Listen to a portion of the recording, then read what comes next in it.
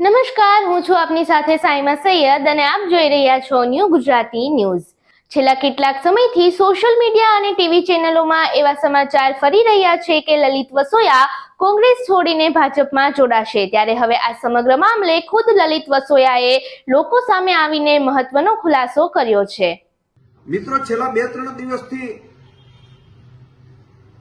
Electronic media અને print media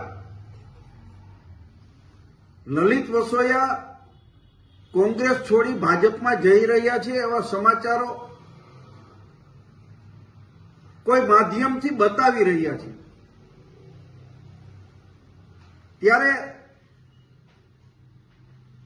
ખુલાસો તો નહીં, પરંતુ મારા દિલની વાત કરવા આપ સૌની સામે આવ્યો છું। મિત્રો, કોંગ્રેસ પાર્ટીએ 2017માં વિધાનસભાની ટિકિટ, 2019માં પોરબંદર લોકસભાની ટિકિટ, 2022માં ફરીથી વિધાનસભાની ટિકિટ, વિધાનસભાની અંદર નાયબ દંડકનું પદ અને ફરીથી મને રાજકોટ જિલ્લા કોંગ્રેસના પ્રમુખ તરીકેની જવાબદારી આપી છે। કોંગ્રેસ પાર્ટીએ મને ઘણું બધું આપ્યું છે।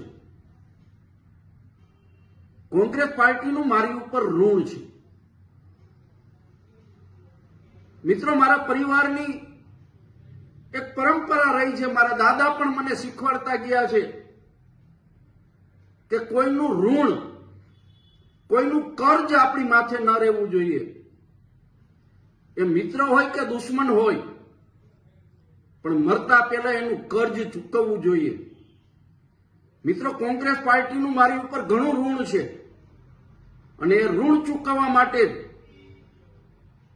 મેં સંગઠનમાં રાજકોટ જિલ્લા કોંગ્રેસ પ્રમુખ તરીકેની જવાબદારી લીધી છે અને આપ સૌને ખાતરી આપું છું કે કોંગ્રેસ પાર્ટીના આ નબળા સમયની અંદર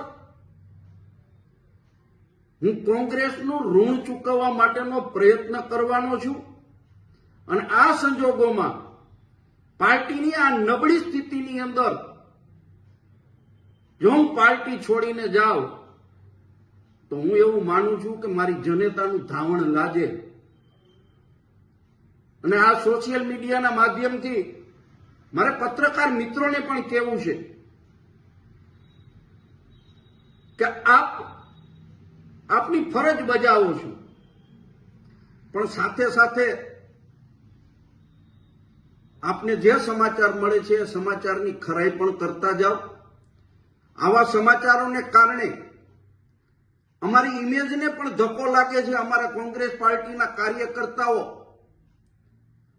પણ ક્યાંક ને ક્યાંક છાના ખૂણે અમારી ઉપર શંકા કરે છે, અમારી વિશ્વસનીયતા ઘટે છે।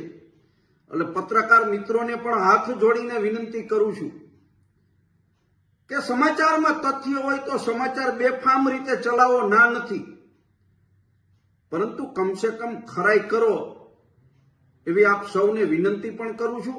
અને મારા સૌ કોંગ્રેસી કાર્યકર્તાઓને, કોંગ્રેસી મિત્રોને ફરીથી ખાતરી આપું છું કે મિત્રો, જ્યાં સુધી કોંગ્રેસનો નબળો સમય છે અને કોંગ્રેસનું ઋણ જ્યાં સુધી હું નહીં ચૂકવી શકું ત્યાં સુધી હું કોંગ્રેસ પાર્ટી છોડવાનો નથી, એવી આપ સૌને ખાતરી આપું છું।